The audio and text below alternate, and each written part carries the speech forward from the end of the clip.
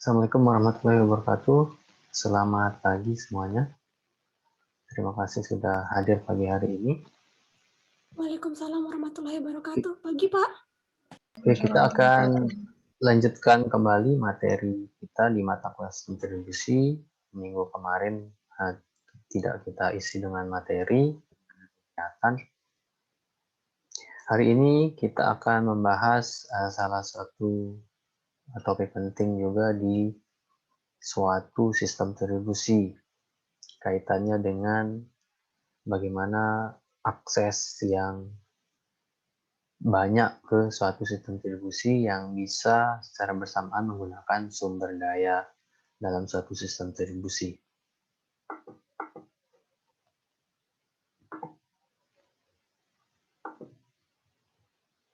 Nah, jadi kita akan membahas mengenai concurrency control. Jadi salah satu karakteristik satu sistem distribusi yang di pertemuan awal kita bahas adalah concurrent, gitu ya. Jadi suatu sistem distribusi, apalagi sekarang ini dibuat untuk bisa diakses secara bersamaan.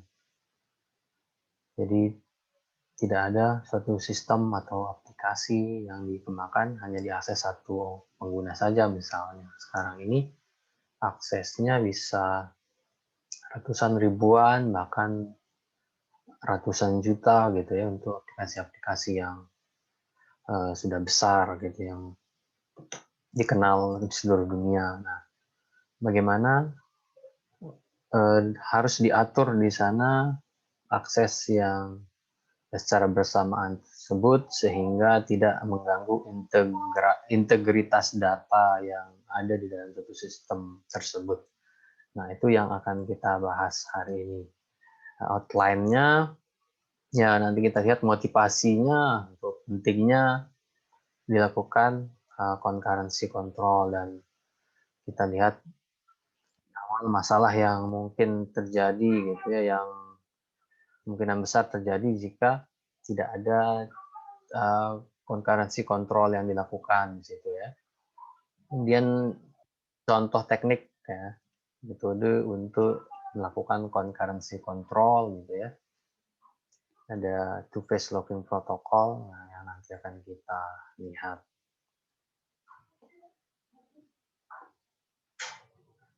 Ini yang pertama motivasi. Nah, jadi kita mengenal ada karakter heterogen gitu ya. Kemudian ada concurrency. Jadi concurrency ini kaitannya dengan sumber daya, komponen-komponen yang ada dalam satu sistem distribusi dengan berbagai macamnya di sana, sehingga pasti nantinya akan digunakan secara bersama-sama. Jadi secara bersamaan gitu ya, dalam satu waktu itu suatu komponen-komponen nanti bisa mengakses berbagai macam sumber daya yang ada di sistem distribusi tersebut. Sebagai contoh gampangnya mungkin ada hardware komponen tentu saja ya. Misalnya printer bisa saja nanti diakses banyak pengguna, misalnya resource di sistem operasi, file gitu ya, soket misalnya nanti kita akan pelajari mengenai soket, bisa diakses banyak pengguna dalam satu waktu. Database apalagi ya, yang erat kaitannya dengan aplikasi yang kita gunakan, aplikasi perbankan, kemudian aplikasi uang digital yang kita gunakan. Nah, tentu saja pengguna dengan jumlah yang banyak ini secara bersamaan bisa mengakses database-nya. Kemudian objek, jika memang pendekatannya berbasis objek. Ada yang dinamakan remote method invocation gitu ya. Atau pernah disinggung ada Corba gitu ya. Di sana objek nantinya bisa diakses secara bersamaan. Nah, jadi untuk akses-akses yang dilakukan terkadang harus diatur gitu ya. Diaturnya ya harus tertib. Gitu. Kita mengenal adanya mutual exclusion. Nah, mutual exclusion ini cara pengaksesan yang dibuat antrian gitu ya, harus menunggu satu selesai dulu baru berikutnya proses berikutnya dieksekusi gitu ya. Ini misalnya di sini tidak mungkin untuk mencetak printer atau mencetak file gitu ya dari user di dalam satu jaringan misalnya secara interleave gitu ya, selang-seling. Nah, jadi ya kita harus antri misalnya sudah ada yang connect duluan, memberikan perintah print, ya sudah harus selesai dulu gitu ya, baru kemudian kita bisa masuk. Jadi tidak bisa dilakukan secara interleave, selang-seling gitu ya, satu file dari saya, satu file dari yang lain misalnya, harus menunggu gitu ya. Kemudian untuk edit file, jadi ketika dilakukan pengeditan dalam satu waktu, ya satu user diberikan gitu ya, dalam satu waktu itu gitu ya. Nah, ini bisa dalam satuan detik gitu ya. Nah, jadi harus dibuat satu persatu sehingga perubahannya nanti terasa dan user lain tidak mengoverride yang lainnya. Kemudian kaitannya dengan database, integritas datanya bisa hilang atau keoriginalan datanya gitu bisa hilang dari update yang concurrent gitu ya. Kalau tidak diatur maka nanti akan tumpang tindih. Dan dengan mutual exclusion ini bisa dijaga dengan menunggu satu selesai baru kemudian dilanjutkan proses yang lain. Jadi memang kebutuhan untuk menjaga suatu sumber daya terhadap akses dari akses yang bisa dilakukan bersama-sama itu ya perlu dilakukan. Kaitannya nanti dengan permasalahan yang bisa muncul. Nah, jadi ada permasalahan yang muncul ketika dilakukan akses, kemudian dilakukan update ya, secara bersamaan terhadap sumber daya. Jika tanpa dilakukan controlling atau pengendalian, penjagaan di situ, maka muncul permasalahan. Ada yang namakan dengan loss update, ada yang namakan dengan inconsistent retrieval. Nah, kita lihat gambaran dari masing-masing permasalahan ini. Jadi yang pertama nanti dianalogikan bahwa akan ada penarikan uang di ATM, kemudian terjadi juga transaksi di teller gitu ya, di bank cabang tertentu misalnya, di mana nanti yang diupdate itu adalah rekening yang sama. Nanti lebih detailnya. Kemudian ada inconsistent retrieval, ini misalnya nanti ada transfer dari satu nasabah yang punya dua rekening misalnya dari ke satu rekening yang lain, dan di sisi lain pihak bank sedang melakukan rekap atau summary gitu ya terhadap account-account yang ada, saldo-saldo yang ada pada banknya, misalnya laporan pendapatan bank kan bisa saja seperti itu. Nah, seperti apa detailnya akan kita bahas. Nah, ini contoh ilustrasi loss update. Tadi ada dua kejadian dalam waktu bersamaan gitu ya, tapi menyangkut satu rekening yang sama. Misalnya di ATM gitu ya, di ATM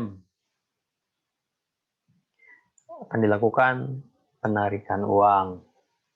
Kemudian di clerk gitu ya, di teller sana, di counter ke bank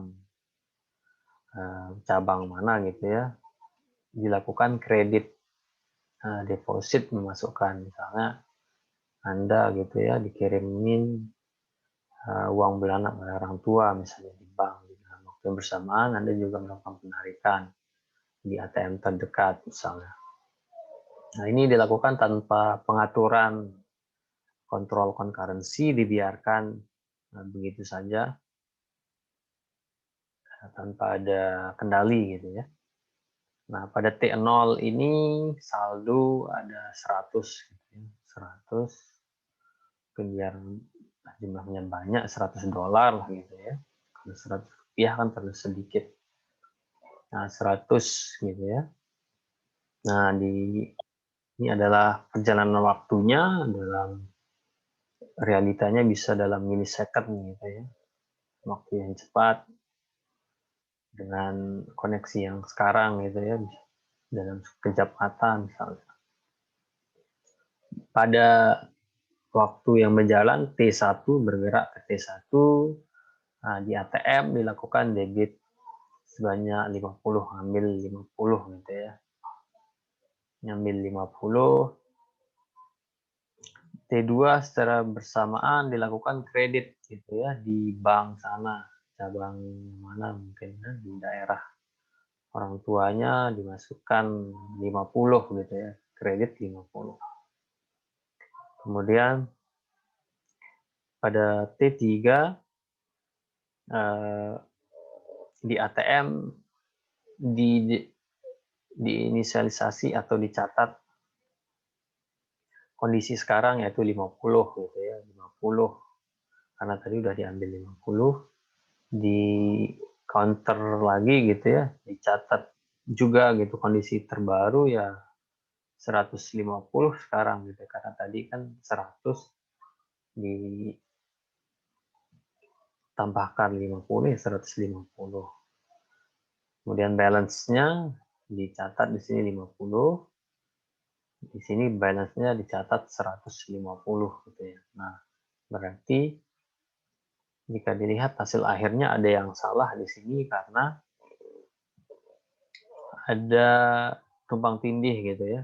Karena memang ilustrasinya di sini asumsinya tidak ada kendali gitu ya. Begitu saja masuk ambil gitu debit kredit jadi satu account dalam waktu bersamaan ini. Terakhir tercatat 150. Ini tentu saja menguntungkan gitu ya, menguntungkan customer gitu. Tapi nanti banknya bisa rugi gitu ya.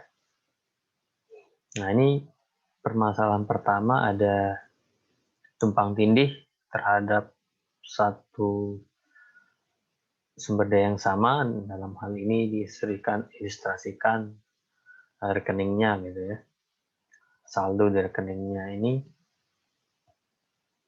ketika tidak ada penjagaan sama sekali ternyata bisa berubah. Ini merugikan pihak kan di sini bank gitu ya. Sudah diambil tapi ternyata malah bertambah. Ini penjelasannya. Itu masalah pertama gitu ya. Loss update, ada update yang hilang gitu ya, atau tumpang tindih nilai tadi. Kemudian ada inconsistent retrieval. Nah, ini salah satu permasalahan juga. Ilustrasinya berbeda dengan yang tadi. Jadi ada dua kejadian, ada fund transfer gitu ya. Ada transfer dana dari account 1 ke account 2 gitu ya. Oleh satu orang gitu misalnya, ada yang punya dua rekening, saya mau pindahkan gitu ya misalnya. Di sisi lain ada proses dalam waktu yang bersamaan ini, ada revenue report inland, ini contoh misalnya nama banknya lah gitu. Revenue report di bank mungkin secara berkala dilihat gitu ya di summary. Kemudian prosesnya dari T0 tadi 7.500 bergerak ke waktu berikutnya, dilakukan debit dulu gitu karena akan ini kan akan dipindahkan di debit dulu rekening 1 tadi, kemudian kondisi awalnya, kondisi barunya. Sekarang berarti posisinya 0, balance-nya juga 0 gitu ya. Nah, di sisi lain di sini ketika dicatat kondisinya account-nya 0, di report revenue ini sudah mulai gitu ya, di summary diambil apa namanya, saldo-saldo nasabah gitu ya, mulai menggunakan float, sum, kemudian sum plus. Ternyata yang diambil di sini adalah rekening 2 get balance gitu ya. Rekening 2 yang diambil balance-nya atau saldonya, di mana rekening 2 kan tadi masih 0 ya, karena belum ditransfer gitu ya. Nah, ini kan kondisinya tadi, sehingga sum-nya sama dengan 0. Kemudian di waktu yang berjalan, mulai prosesnya masuk ke account 2, dilakukan kredit 7,5, kemudian account 2 sekarang sudah masuk kreditnya 7.500, balance-nya 7.500. Di waktu yang bersamaan, ternyata proses summary-nya itu membaca rekening 1 tadi, account 1, diambil balance-nya, di mana sekarang kondisinya sudah 0 ya. Sehingga tercatat di sini rekening 2 0, rekening 1 0. Jadi siapa yang dirugikan nantinya di sini adalah nasabah gitu ya, karena dicatat oleh bank saldo Anda 0 kok gitu ya, dua-duanya gitu. Padahal ada proses transfer tadinya, tapi karena proses yang dilakukan bersamaan, tidak ada penjagaan di sana gitu ya, sehingga ini bisa terjadi gitu ya. Jadi tadi pihak bank dirugikan, di sini pihak nasabah bisa dirugikan. Nah, itu ilustrasinya masalah yang bisa terjadi dengan tanpa adanya concurrency control.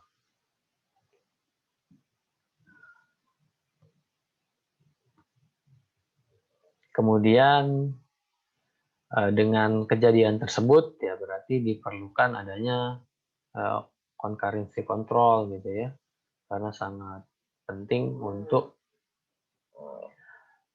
melindungi integritas data tadi gitu, supaya tidak mudah dirubah oleh akses yang secara bersamaan, transaksi yang bisa terjadi secara bersamaan. Nah, teknik untuk pengendalian concurrency ini kita lihat nanti kriteria yang bagus gitu ya, semakin bagus, semakin tercapai kriterianya ya berarti bisa digunakan teknik ini. Kemudian contoh yang akan kita bahas adalah two-phase locking protocol gitu ya. Di ini ada dua pendekatan sebenarnya yang bisa digunakan, ada yang optimistik, ada yang pesimistik. Nah, ini adalah pendekatan yang pesimistik dalam artian bahwa di dalam satu sistem itu kalau pendekatannya optimis, ya di situ yakinlah gitu ya tidak akan terjadi pelanggaran-pelanggaran gitu dalam waktu tertentu, tapi nanti akan ada waktu untuk mengecek gitu ya, dicek lagi prosesnya gitu ya, apakah ada pelanggaran di sana. Kalau ada berarti dikembalikan gitu ya nilai yang dilanggar tadi. Jadi istilahnya optimis lah gitu ya. Oke, sistem bisa berjalan lah gitu, berjalan, tapi nanti ada waktu untuk mengecek. Nah, itu optimis. Nah, berbeda dengan yang pesimis. Jadi pesimis ini dari awal akan dijaga gitu ya. Harus ada teknik sepanjang sistem hidup ya nanti.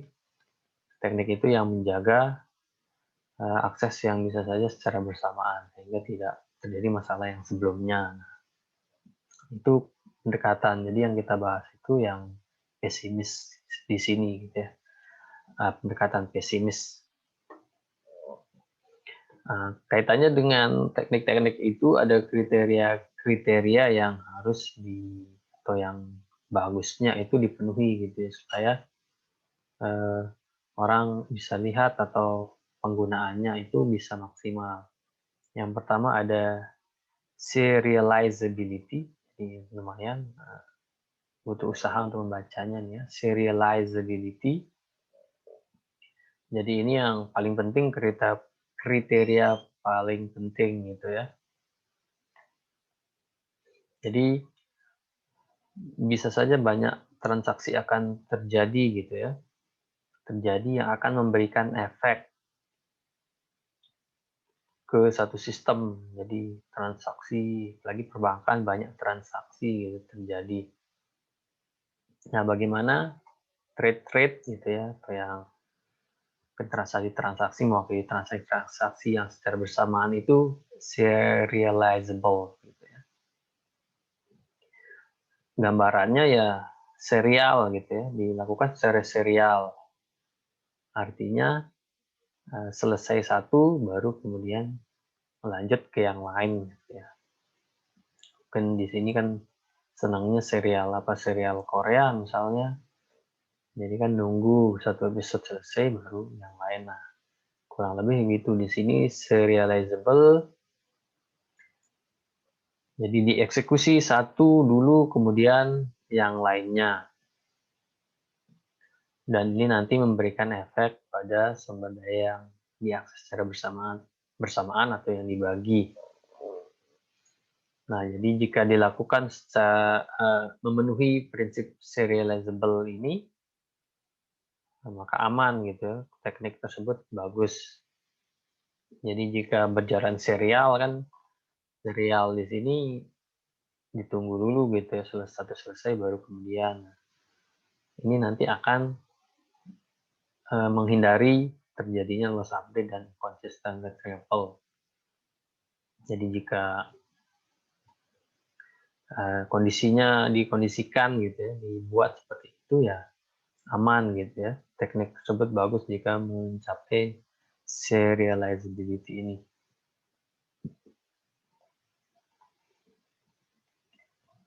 Kemudian berikutnya ada deadlock freedom. Nah, jadi serializability ini nanti kita ada pembahasan lagi. Deadlock freedom, nah salah satu teknik nanti yang digunakan adalah locking atau penguncian gitu ya, dengan mekanisme nanti yang akan kita jelaskan. Jadi ada penguncian terhadap resource gitu ya, kemudian diatur gitu. Misalnya transaksi satu ingin mengakses resource 1 dan 2, tetapi di sisi lain transaksi 2 sedang melakukan locking terhadap resource yang lain gitu ya, sehingga saling menunggu. Nah, ini yang membawa kepada hubungan wait for. Nah, di sistem operasi ada trade gitu ya, yang bisa mengakses sumber daya, ini bisa saling menunggu, begitupun di sini. Sehingga teknik yang baik itu tentu saja deadlock freedom, ada mekanisme sehingga tidak ada deadlock yang terjadi gitu ya.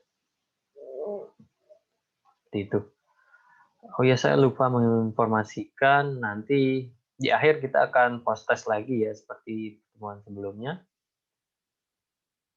Jadi materinya ya dari yang saya jelaskan ini gitu. Supaya bisa di notified semua.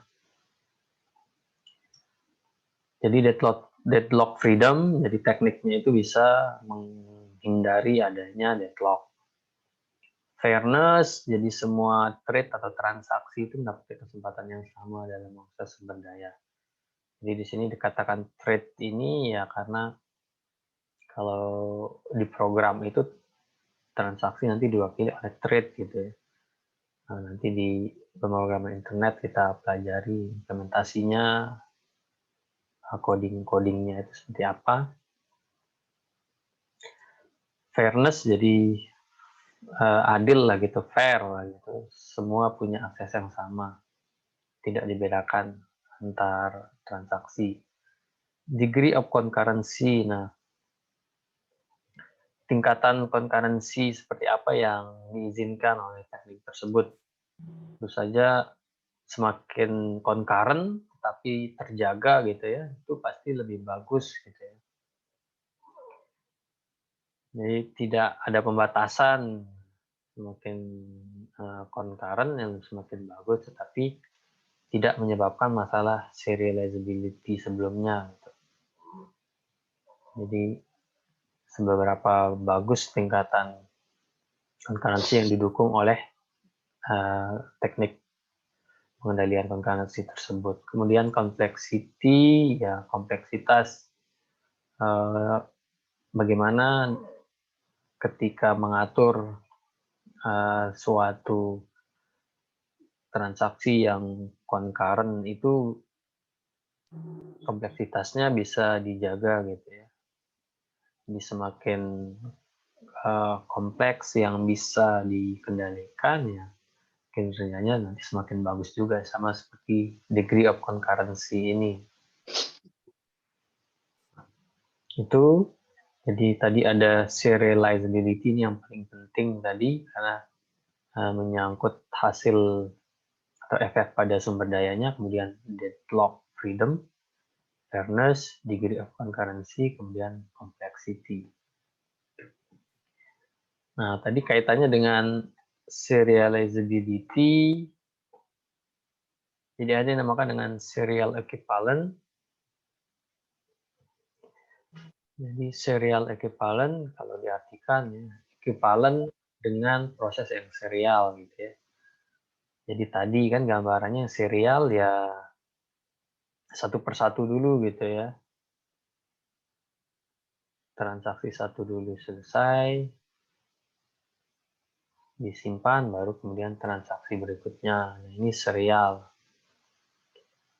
Nah, bagaimana transaksi itu bisa selang-seling gitu ya, interleaving. Nah, ini bagaimana ini bisa selang-seling.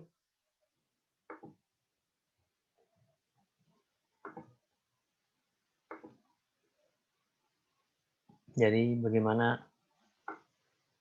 interleaving, selang-seling, tetapi hasilnya itu sama seperti dilakukan secara serial gitu ya. Jadi serial equivalent. Jadi prosesnya tidak serial tetapi equivalent dengan hasil ketika dilakukan secara serial. Jadi sebuah interleaving dari operasi transaksi yang mana efek kombinasi sama dengan jika transaksi dilakukan sekali dalam satu waktu dengan urutan yang sama. Nah, efeknya sama gitu ya. Misal T1 di dalamnya ada beberapa proses, ya di mix lah dengan T2 gitu ya. Jadi bisa berjalan secara bersamaan, tetapi tidak saling tumpang tindih seperti tadi. Hasilnya itu sama ketika dilakukan satu persatu dulu, transaksi satu dulu, baru kemudian transaksi kedua. Nah, ini serial equivalent. Ini tadi kriteria yang diinginkan tadi ya, serializability ini, karena dengan dilakukan secara concurrent, kemudian dilakukan secara interleaving gitu ya, selang-seling ini kan berpengaruh pada kecepatan transaksi, eksekusi transaksi gitu ya, lebih cepat tentu saja daripada menunggu yang serial, yang mungkin transaksi itu panjang gitu ya. Kemudian baru bisa dieksekusi transaksi berikutnya. Ini tentu harus dijaga gitu ya. Karena ini kan selang-seling nantinya, nah bagaimana menjaga supaya proses yang selang-seling ini tidak tumpang tindih gitu. Nah, ini bagaimana menjaga bisa terjadinya konflik tadi. Nah, jadi untuk bisa menandai suatu transaksi di dalamnya itu prosesnya, modenya itu, operasinya itu bisa berjalan secara bersamaan atau harus menunggu ya ditentukan oleh mode atau jenis operasinya. Nah, operasi dasar di sini ada read dan write ya, read dan write. Jadi nanti akan dicek gitu ya, komplit apa tidak. Jika misalnya secara bersamaan ada read dengan read, ya tidak masalah gitu ya. Tidak masalah di sana, jadi tidak ada konflik, tidak bergantung satu sama lain gitu ya. Ketika dieksekusi berbeda nanti dengan read dengan write. Karena write nanti akan merubah gitu ya, merubah nilainya, maka akan ada konflik di sana. Begitupun write dengan write, apalagi ini harus dijaga seperti ini. Nah, ini pertimbangan yang dilakukan supaya menjaga proses tadi yang bisa interleaving ini bisa terjaga hasilnya, dan di situ ia serial equivalent, sama atau equivalent hasilnya ketika dilakukan secara serial. Contohnya, nah ini contoh transaksi, ada transaksi T, transaksi U. Jadi transaksi T nanti membaca A, nah ini misalnya akun atau rekening gitu ya, atau mungkin variabel lah gitu ya. Membaca A, menulis B dengan angka 3 gitu ya, membaca C, kemudian U ini menulis A dengan nilai 2, menulis B dengan nilai 4. Pada T0 semuanya A dan B ini adalah 0 gitu ya. Jadi contoh 1, T0, T0, A dan B ini adalah 0 gitu ya. Kemudian transaksi T akan membaca A gitu ya, membaca A, akan membaca A, kemudian transaksi U nanti berikutnya setelah itu akan menulis A dengan nilai 2. Kemudian transaksi T nanti akan menulis B dengan angka 3, berikutnya akan menulis B dengan angka 4, kemudian akan membaca C. Jadi di sini dilakukan selang-seling gitu ya, selang-seling. Jadi di sini aman gitu ya, walaupun selang-seling hampir bersamaan, tetapi tidak mengganggu hasil keseluruhannya nanti. Jika dilakukan ini T dulu, baru kemudian U dulu, hasilnya aman gitu ya. Kalau ini dilakukan serial, T dulu baru U, itu sama dengan ketika ini dilakukan secara selang-seling dalam waktu yang sedikit ini. Jadi kan kalau serial harus menunggu T ini dulu, baru U dulu gitu. Kalau ini interleaving, ya ini di mix gitu ya, mix, tapi hasilnya nanti tetap sama. Itu namanya serial equivalent. Contoh yang kedua, misalnya U dulu sekarang, T0, A dan B itu 0, sama-sama 0. T1, A menuliskan 2 ke transaksi U menuliskan 2 terhadap A gitu ya, assign nilainya 2. Kemudian T ini membaca A, gitu, read A. Kemudian U menuliskan B dengan nilai 4. Kemudian T nanti menuliskan B dengan nilai 3. Kemudian T ini read C gitu ya. Nah, ini contoh serial equivalence juga dengan tadi nilai-nilai U, jadi hasil ketika U ini dieksekusi secara serial gitu ya.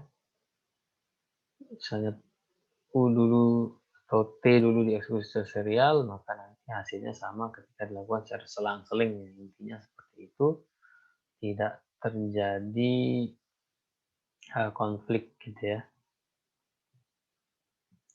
Tidak terjadi konflik satu sama lain seperti itu. Jadi dinamakan serial equivalent.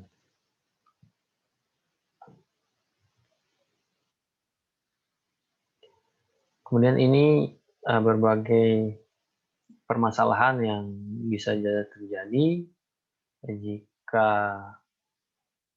ada suatu keadaan yang terjadi. Misalnya dirty read membaca keadaan yang tidak ada commit dari transaksi lainnya gitu ya.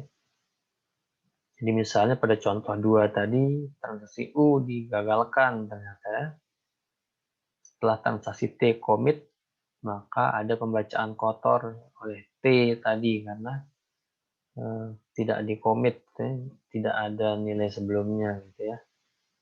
Nanti bisa dicek contoh 2. Kemudian premature write ini menulis pada objek yang sama dari transaksi lainnya yang bisa jadi di-abort. Pada contoh 1 itu misalnya U-nya yang di-commit, T-nya yang di-abort gitu ya.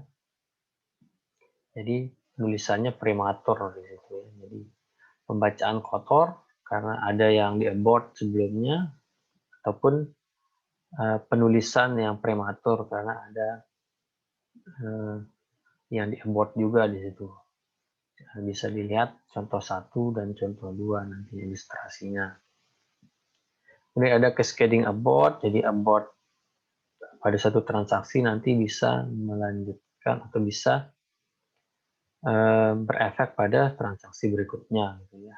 Cascading gitu ya.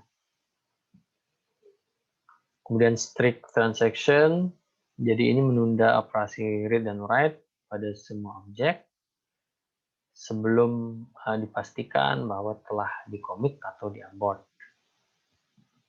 Nah, ini salah satu tindakan yang bisa dilakukan gitu ya untuk mencegah premature write dan cascading abort tadi. Jadi read dan write nantinya dipastikan dulu apakah nanti di-commit atau di-abort ya.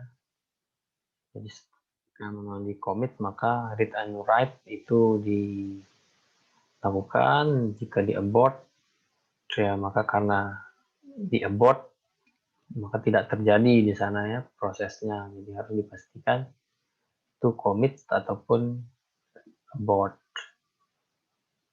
Ini mencegah dari masalah yang atas tadi, dirty read dan premature write. Nah, kemudian masuk ke protokol atau contoh teknik yang digunakan. Sebelumnya itu kan masuk kriterianya tadi serializability kaitannya dengan serial equivalent tadi. Nah, ini yang populer gitu ya. Teknik pengendalian concurrency paling populer yang digunakan bisa di dalam relational database ataupun object database ataupun transaction monitor. Jadi untuk menjaga transaksi gitu ya, memonitor transaksi supaya tidak terjadi tadi masalah yang tadi gitu ya, sehingga tidak merugikan. Jadi ada log manager nantinya yang memberikan log gitu ya. Nah, log ini menjadi namanya juga log kunci yang kunci penting ya. Ya, log ini nanti menjadi penanda apakah transaksi bisa mengakses suatu sumber daya atau tidak. Jadi log manager nanti yang bertugas memberikan atau mengecek dulu apakah diberikan atau tidak sesuai dengan konflik tidaknya. Seperti contoh tadi, read dengan write, ataukah read dengan read, write dengan write. Apakah konflik atau tidak gitu ya. Nah, ini menjamin serializability yang memang paling banyak digunakan sehingga sudah diakui lah gitu ya, menjamin serializability. Kemudian lock itu sendiri yaitu tanda yang nanti mengindikasikan bahwa sebuah proses mengakses sumber daya dengan mode tertentu. Mode yang dimaksudkan di sini tadi read dengan write. Jadi lock ini nanti akan mengindikasikan pada proses-proses yang concurrent penggunaan saat ini dari sumber daya. Nah, jadi nanti dicek gitu sumber daya yang diakses oleh suatu transaksi akan diberikan lock nantinya ya. Apakah locknya tadi konflik apa tidak sesuai dengan mode yang dimiliki gitu ya. Nah, ini lock compatibility sederhana atau yang paling dasar dulu ya. Jadi nanti log manager akan memberikan logs. Ini bergantung pada kompatibilitas tadi, gitu ya. Jika misalnya sudah ada operasi read, kemudian masuk read, maka boleh dikasih masuk, kasih akses lah gitu ya. Tapi kalau sudah write di sana karena ada perubahan nilainya ya, tahan dulu gitu, harus menunggu dulu write itu selesai. Nah, ini compatibility matrix yang sederhananya lah gitu ya. Mendasar.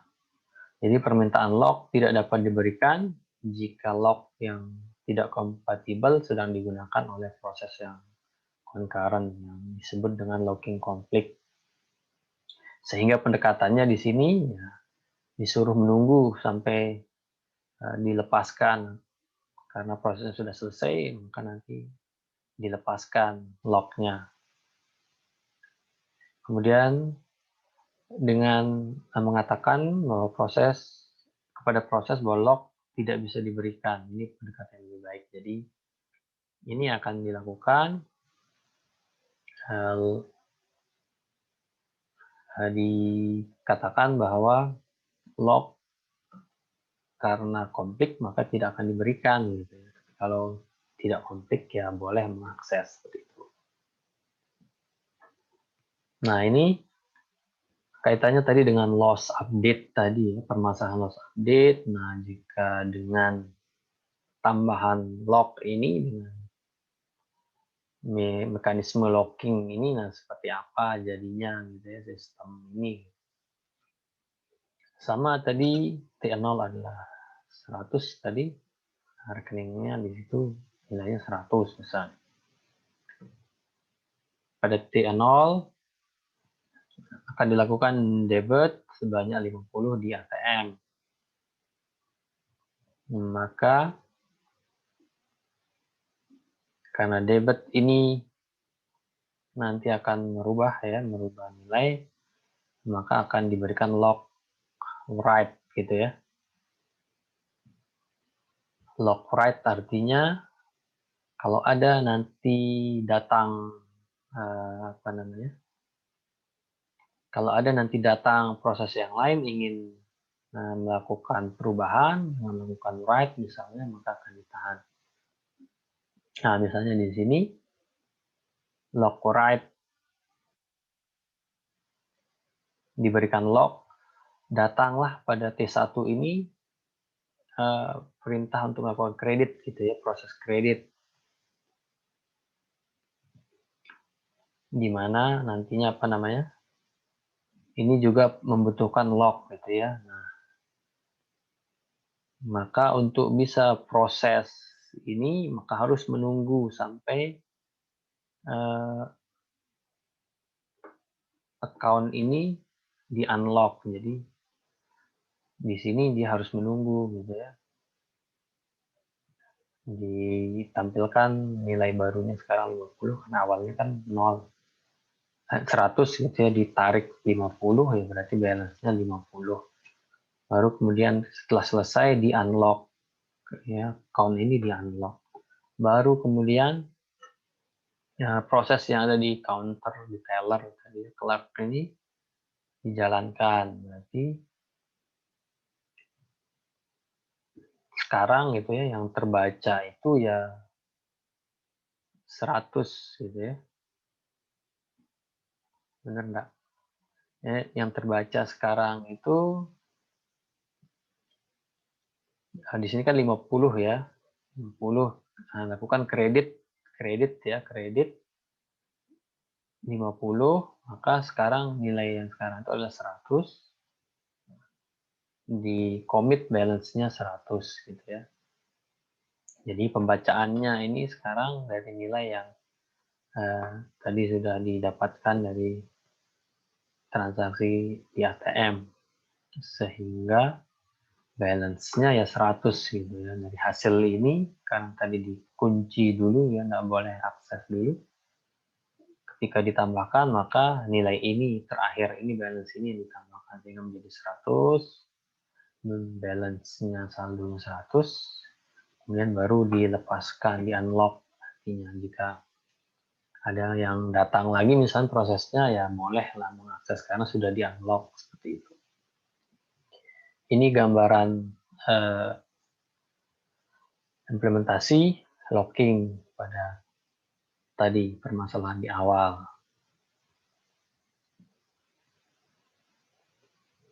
Nah, tadi deadlock ya karena bisa saja di sini satu transaksi membutuhkan dari beberapa sumber daya gitu, supaya bisa selesai itu membutuhkan beberapa sumber daya, dan transaksi lain juga bisa menguasai sumber daya tersebut. Dengan adanya lock ini maka kemungkinan adanya deadlock bisa terjadi, sehingga nanti lock manager harus punya cara gitu ya untuk menyelesaikan siklus yang bisa terjadi, hubungan wait for yang mungkin terjadi, karena tidak akan selesai dengan situasi seperti ini. Jadi deadlock harus diselesaikan dengan mengabort satu atau beberapa proses yang terlibat. Nah, tentu saja concurrency control teknik tadi itu yang harus menentukan mekanisme untuk menghindari deadlock ini, karena semakin bisa menghindari deadlock freedom ya bisa maka itu teknik yang diinginkan ya. Jadi ada undo atau undo semua tindakan yang telah dilakukan proses. Nah, ini kaitannya dengan kembali ke two-phase locking protokol. Jadi detailnya bahwa nantinya proses-proses atau transaksi tidak mendapat lock setelah melakukan rilis terhadap sebuah lock. Nah, jadi kaitannya tadi dengan deadlock tadi ya. Untuk menghindari deadlock ini, aturannya adalah setelah melakukan rilis terhadap sebuah lock, maka tidak akan diberikan lock lagi gitu ya. Artinya tunggu dulu lah gitu ya. Jadi nanti ada fase akuisisi, ada fase rilis. Nah,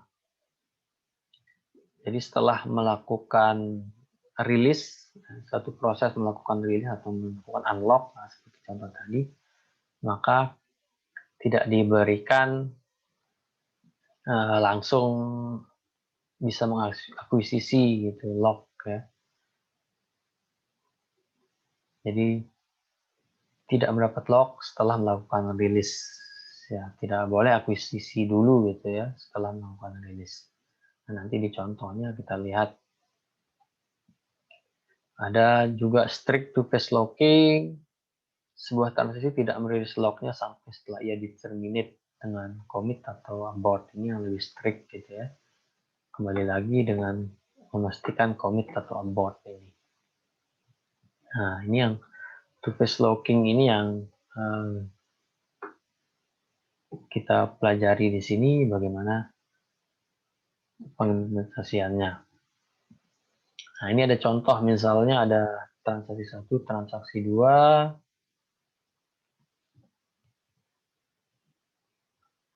Jadi ada statement ini statement ada S log A, X log A, ada unlock A.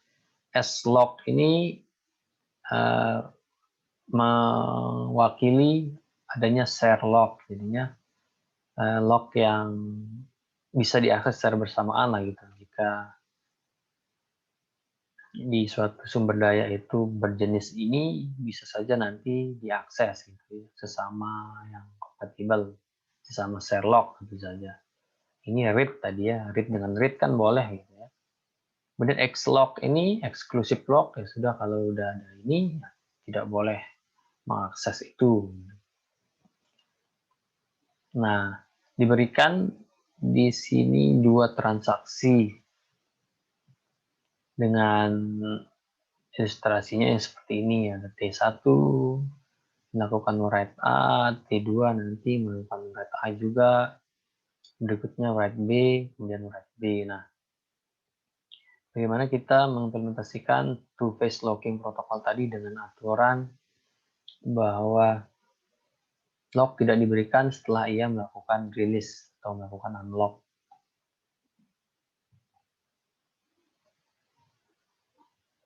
Nah, jadi kita akan mengaplikasikan two-phase locking ke jadwal yang tadi.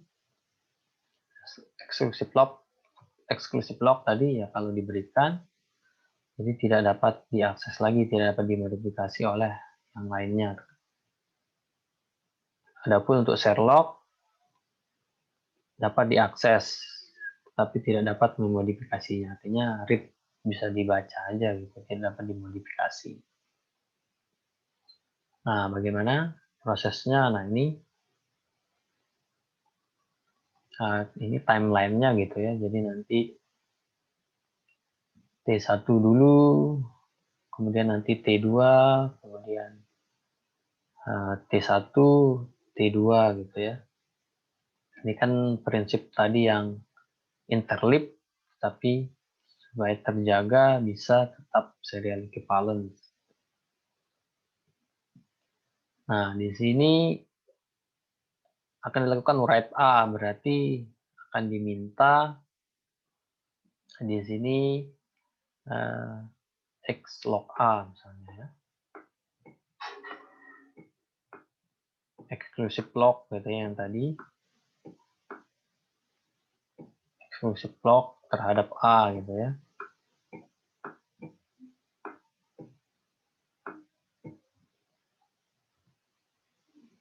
T1 nanti meminta ke log manager, dia akan write A, berarti nanti akan diberikan X log A gitu ya.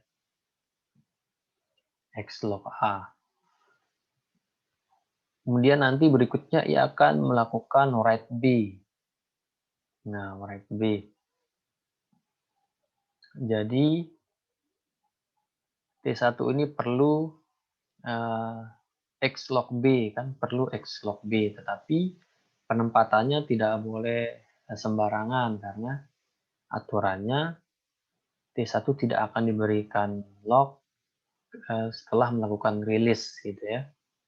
Berarti diminta dulu bisa di sebelum write A ini bisa di sini atau bisa di sini gitu ya. X log B.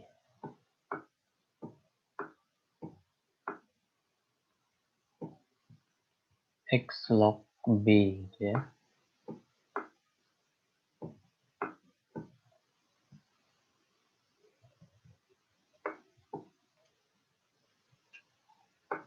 Nah, jadi ini untuk proses berikutnya nanti write B diminta juga gitu di sini ke log manager.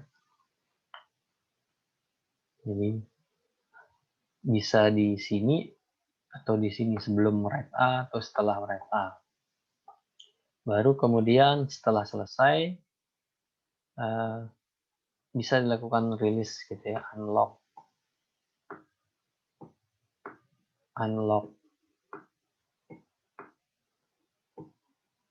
A bisa di unlock di sini ya. Nah, unlock bisa dilakukan di sini karena proses sudah selesai. Nah, ini aturan yang tadi public login protokolnya berlaku di sini gitu ya. Unlock. Setelah ini rilis, ini kan rilis tidak boleh langsung diberikan xlog B ini tadi, makanya diminta itu sebelum rilis ini gitu ya, pas rilis ini, pas akuisisinya sebelum ini, karena aturannya setelah ini tidak boleh gitu ya. Jadi unlock A, baru kemudian karena A sudah aman, nanti T2 bisa xlog A sekarang gitu ya. Xlog A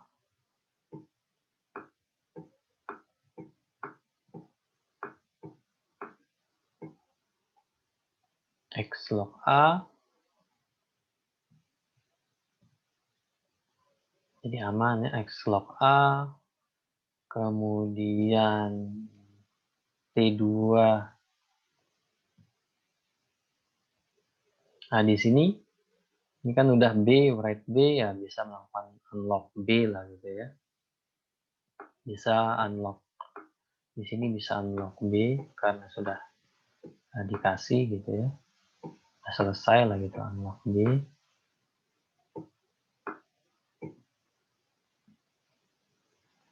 Baru kemudian setelah ini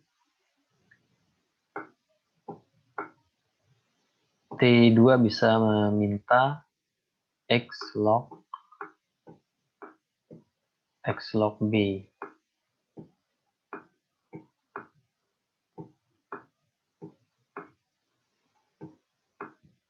Karena sudah dilepaskan berarti boleh diakses xlog B, kemudian write B. Baru nanti bisa di unlock kedua-duanya.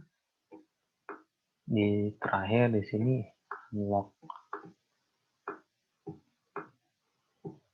A ataupun B, di unlock gitu ya.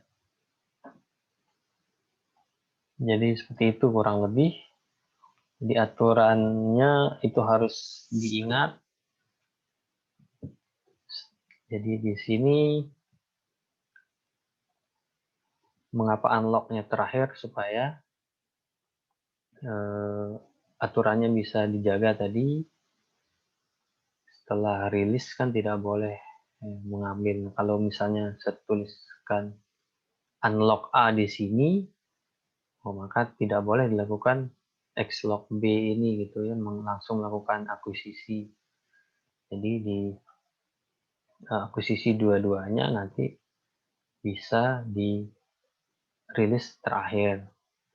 Ini bisa dilakukan karena T1 sudah melakukan rilis gitu ya. Nah, karena A sudah dirilis di sini unlock, maka xlog A bisa diberikan. B di sini sudah melakukan unlock, maka xlog B bisa diminta gitu ya. Setelah selesai write B bisa di unlock A dan bisa unlock B, seperti itu. Ada yang ditanyakan dari proses ini?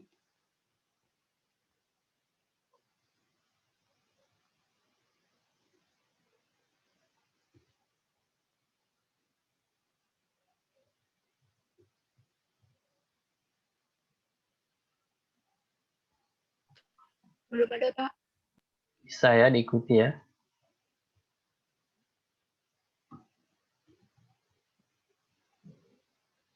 Ini nanti supaya yang lebih jelasnya.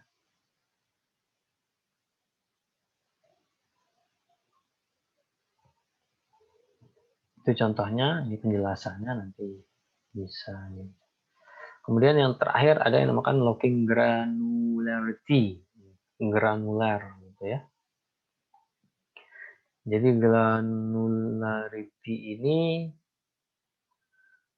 kaitannya dengan sifat suatu sumber daya itu bisa dibagi ke yang lebih kecil gitu ya.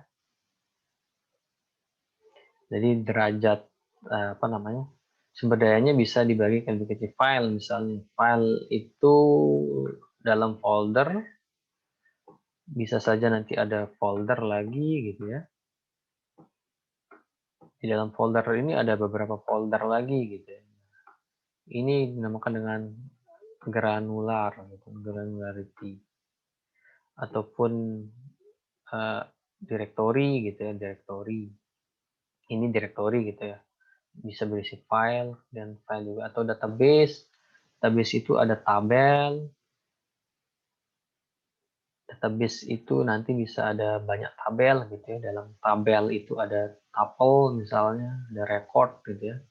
Kemudian ada atribut misalnya. Nah, ini kan ada bagian-bagian lebih kecil.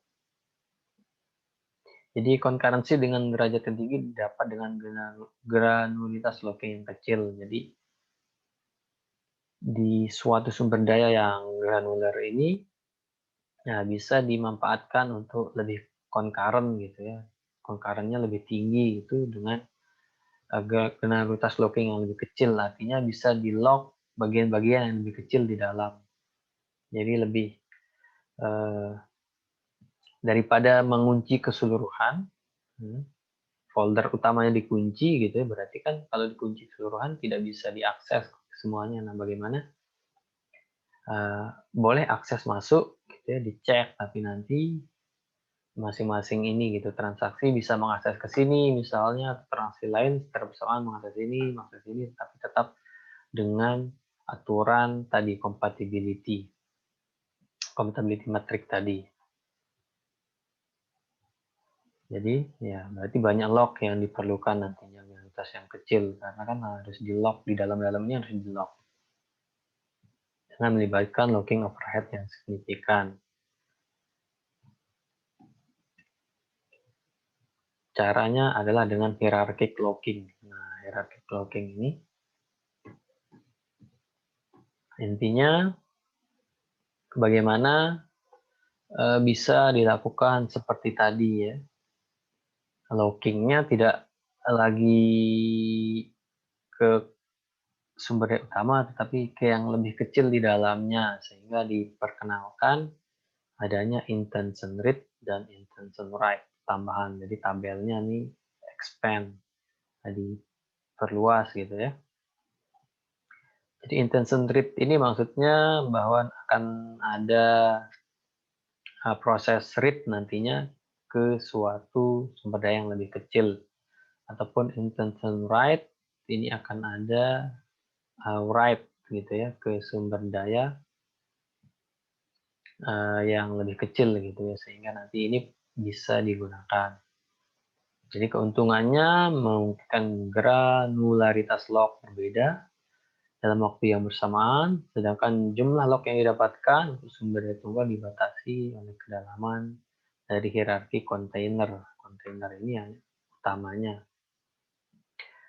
Kita lihat contoh lah gitu ya. Jadi ini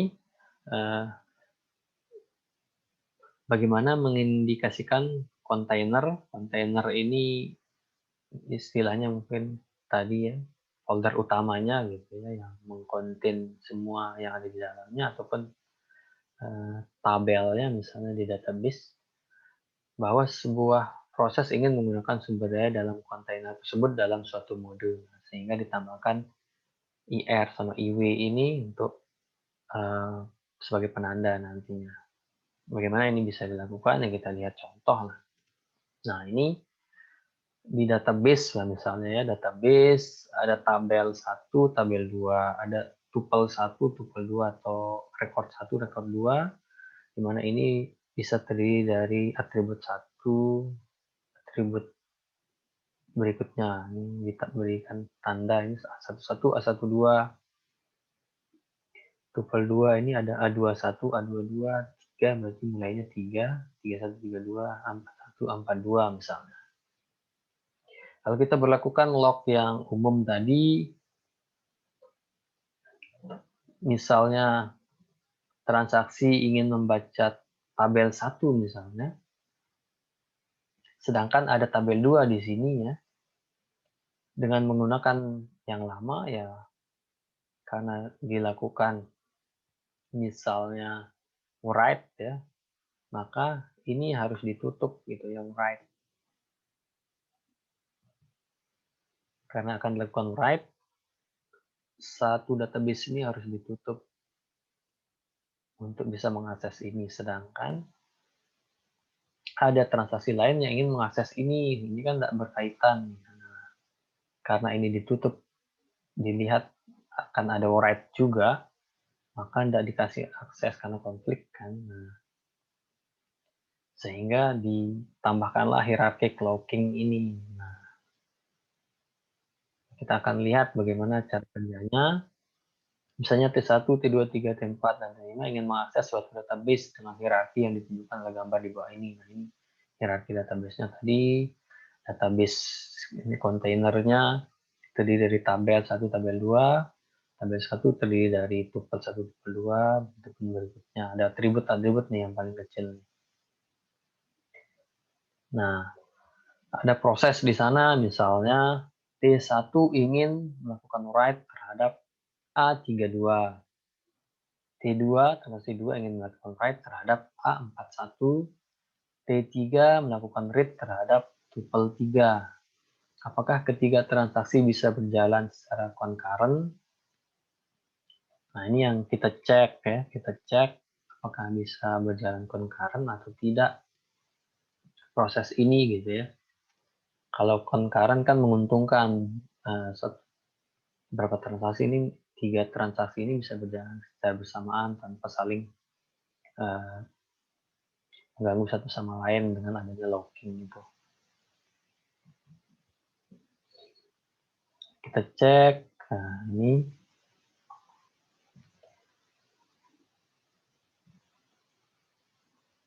ini tambahan bantuannya, ada tabel compatibility matrix tabel gitu ya. Jadi tadi soalnya apa ya? T132, T241, T3, TP3.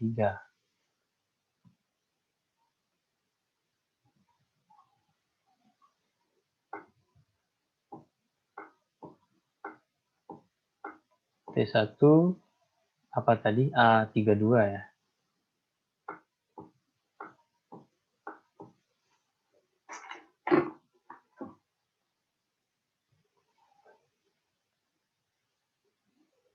Langsung aja lah ya. T1 A32.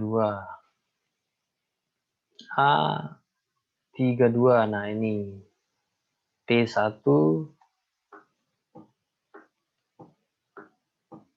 ingin write gitu ya. Write A32 gitu ya. T1 melakukan write A32. Aturannya ya apa namanya, kontainer di atasnya nanti akan diberikan penanda tadi, yaitu intention write. Nah, intention write gitu ya. Di atas juga intention write. Di atas juga intention write.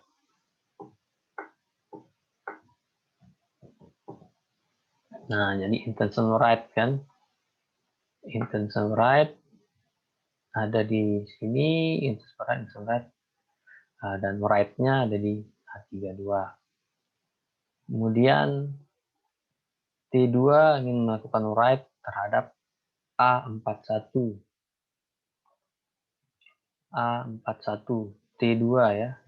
Kita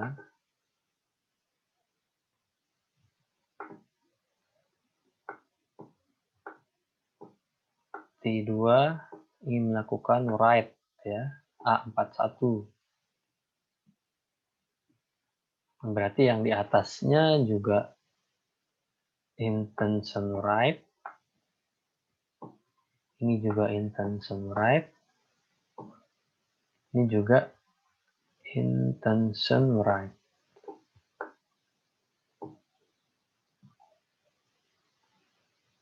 Kemudian yang terakhir T3, read TP3. TP3. T3 ini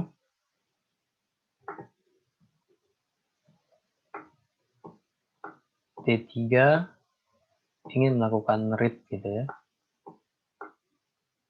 TP3 ini.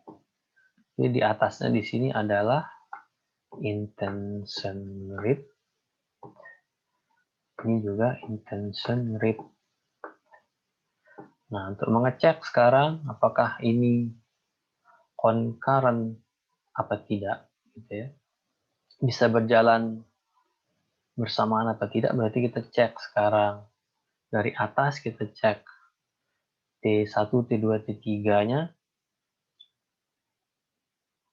IR dengan IW, IR ketemu IW di sini ya. Ini adalah positif. Nah, berarti boleh masuk IR, IW. IW dengan IW ini, IW dengan IW ya boleh berarti. Jadi boleh mengakses gitu ya. Ini pun sama IR, IW masih boleh ini bersamaan karena plus di sini kompatibelnya yang masih bisa. Itulah fungsi dari IR ini nanti diberikan peluang untuk bisa mengakses gitu ya. Kemudian dicek lagi apa namanya. Di sini IW apa namanya? Ini aman ya, bisa ya. IW dengan IW bisa. Ini IW, ini aman. T2 aman. Sekarang kita lihat yang T1 dan T3 sekarang ini. IR dan IW, ini IR dan IW. IR dan IW oke, boleh. Sekarang di sini R dan IW.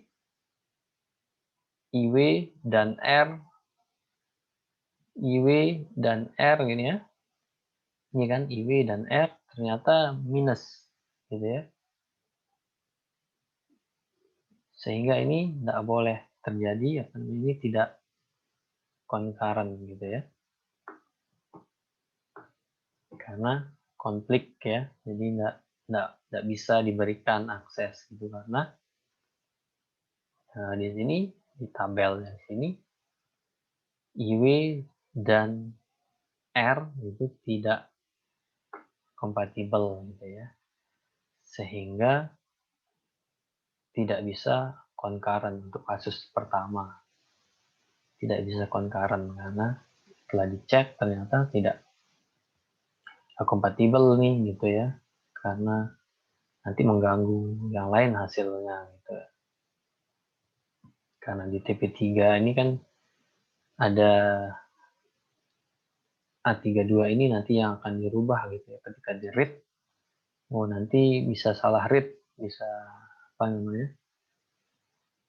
Tidak sesuai nanti yang di read karena ada perubahan gitu ya. Nah, itu contoh yang pertama gitu ya. Bisa dipahami contoh ini? Bisa, Pak. Bisa, Pak. Bisa ya.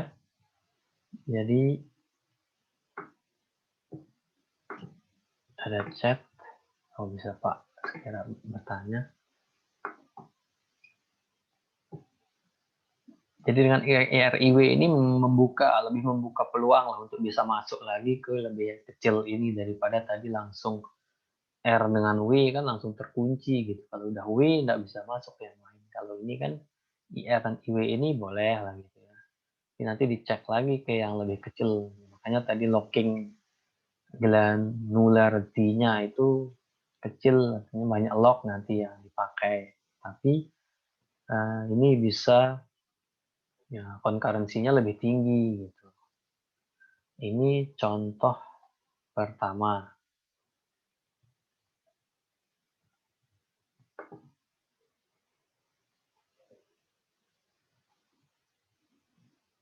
Kita hapus dulu nih.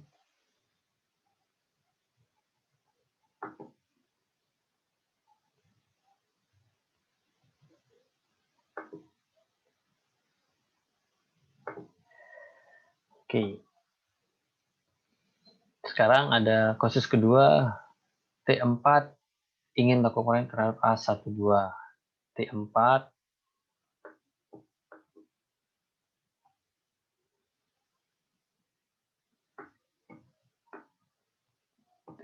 ingin melakukan read gitu ya.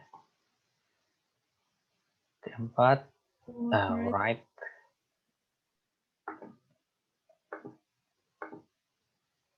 ingin melakukan write, sehingga di atas ini ya intention write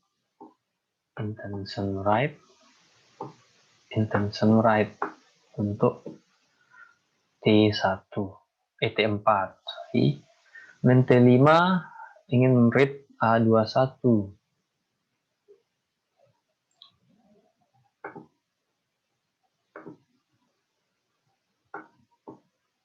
T5 ingin meread ini gitu ya, read, sehingga berarti di atasnya ya IR intention read, di atasnya juga intention read, di atas juga intention read. Kemudian T3 write terhadap tabel 2.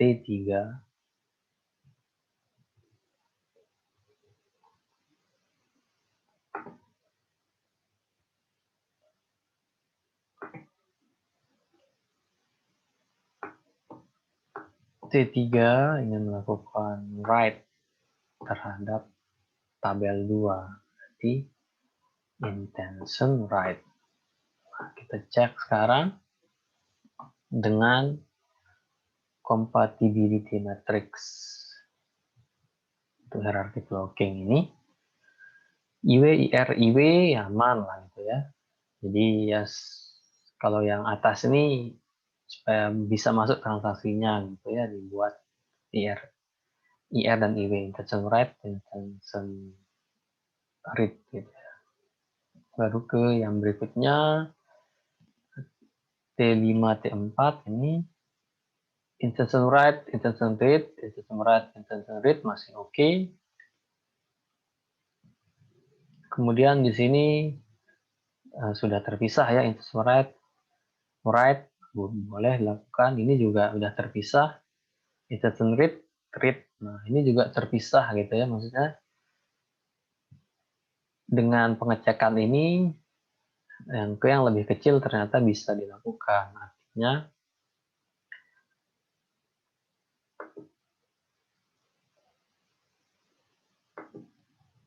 berarti soalnya tadi apakah bisa dilakukan secara concurrent?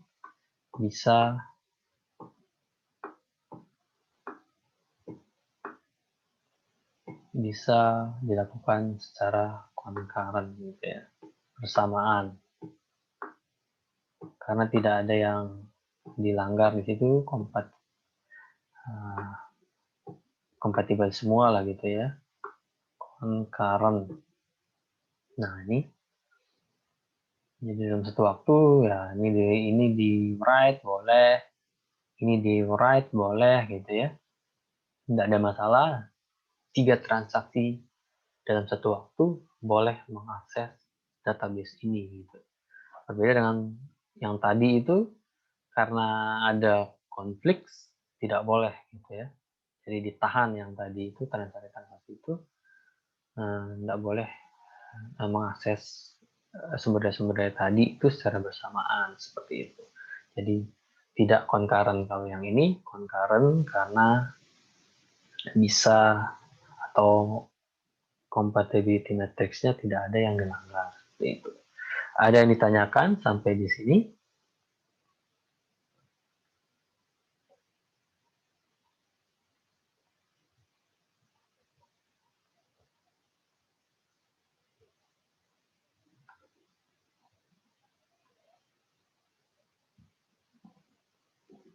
Aman ya?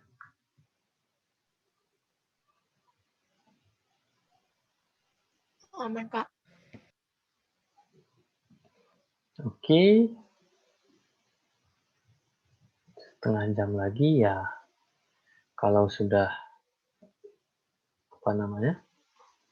bisa dipahami, ya ini materi terakhirnya, sehingga berarti sekarang post test untuk materi ini gitu ya.